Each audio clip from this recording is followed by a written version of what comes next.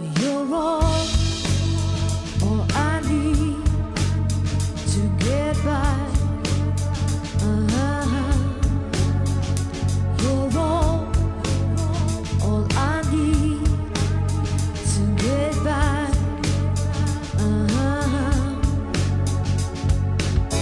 Like the sea in the morning dew, I took one look at you, and it was plain to see you were my destiny. With arms open wide, I threw away my pride. I'll sacrifice for you, dedicate my life to you. I'll be there where you live, always there in times of need. There when I lose my wind, you'll be there to push me up the hill. There's no turning back. So many people think of Spain as beach, sangria, and there is so much more to this country. And we love that you all come and visit as many areas as possible. And hopefully in Good Morning Spain, we show you all the different options, not just of where to go, but what to do. One really fun thing to do is walk and hike. And that's what we're going to start off with this morning with Kate. Good morning, girls. Hi, Audrey. Good Hi, morning. Kate. Good morning. I love it. This is perfect for you because not only we get to talk about your love of walking, but also your love of footwear. I know. What better combination is there?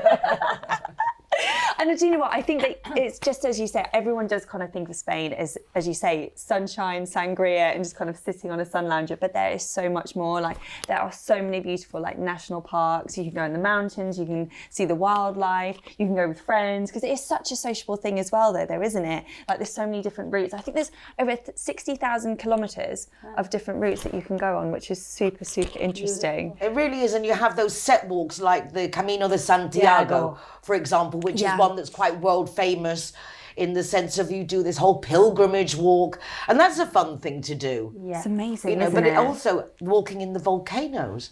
And like we looked at last week. Hopefully they're not live at the time. Hopefully no, not. but I mean, do you know what I mean? It's the versatility. It's just there's so many options of just taking a stroll or actually climbing major mountains like Covadonga and the Picos de Europa.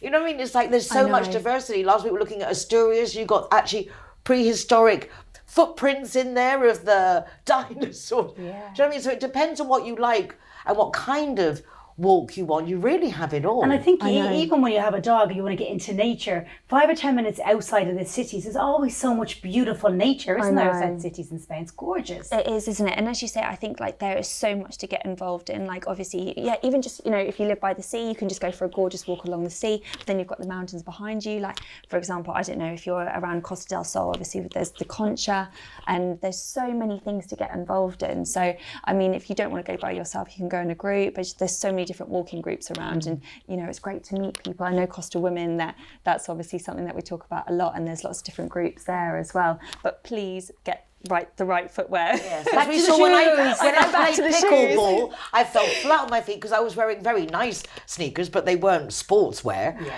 And so yes, very important to wear that. So explain what kind of shoe we need, because it makes a big difference. A lot of people actually get hurt quite seriously because they're just not equipped for where they're walking. And I think as well, like as you say, so many, like maybe we don't kind of think it is something that is so necessary, but it really is. And I mean, like I definitely can admit that I didn't think it was so important, but I got these which are really good for trail walking, and like for ages I didn't think that I needed to get a pair, and once I did, honestly, like I will never go comfy. back. They're so comfortable, and they come that little bit higher, like up your ankles, so they give you that extra support, and then the extra grip on the bottom as well. So like if we were to go in these don't go here, hiking in these. I know. Those are very pretty, but they're pretty, but not for hiking. Not practical, are they?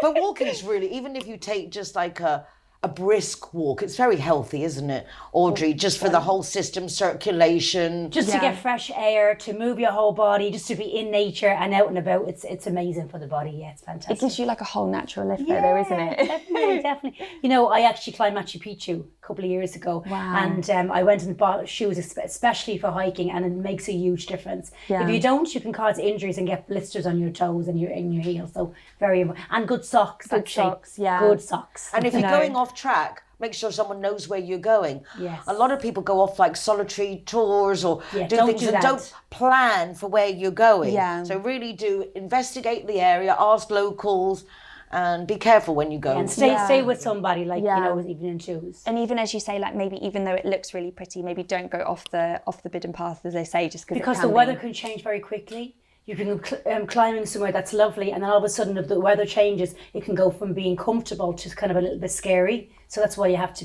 check the weather beforehand. And we want to keep the smiles. Exactly. Yeah, keep the smiles. Very important. Keep up a fresh pace. No, so definitely go and get involved, everyone, because it is super fun. Exactly, because you can take it really slow and relaxed. Yeah. Or you can go for it. Yes. As you say, you could go for a good old sweat out. Or climbing the Picos de Europa.